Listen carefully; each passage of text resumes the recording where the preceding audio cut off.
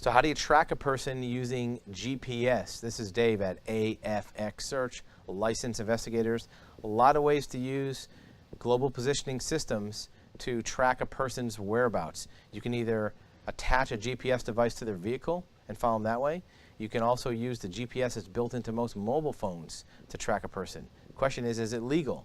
In most cases, it may not be legal. If you have a connection with that vehicle or that phone, if it's your phone or your vehicle, you can track your own phone or vehicle if there's an expectation of that other person knowing that it's your phone.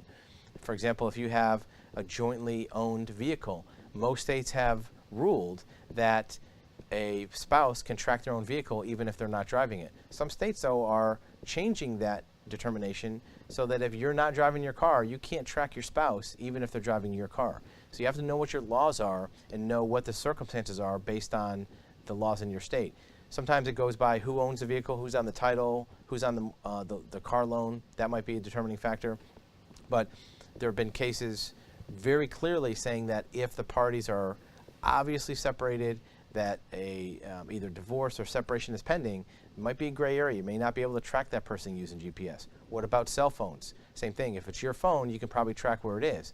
But if you're doing it in a way that is in bad faith, where the other person has an expectation of privacy of their location, may not be usable.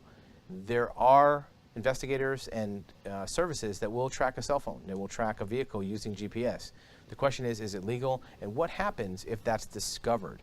There have been many criminal cases filed against people who have placed a GPS device on a vehicle that was later discovered by a mechanic or even the subject themselves, just curious of why somebody was showing up all the time where they were located. So if you're going to use GPS, make sure you do it within the law so that the information you get from it is usable. More importantly, you don't find yourself in legal trouble. If you have more questions about investigative techniques, you can reach us at our website at afxsearch.com.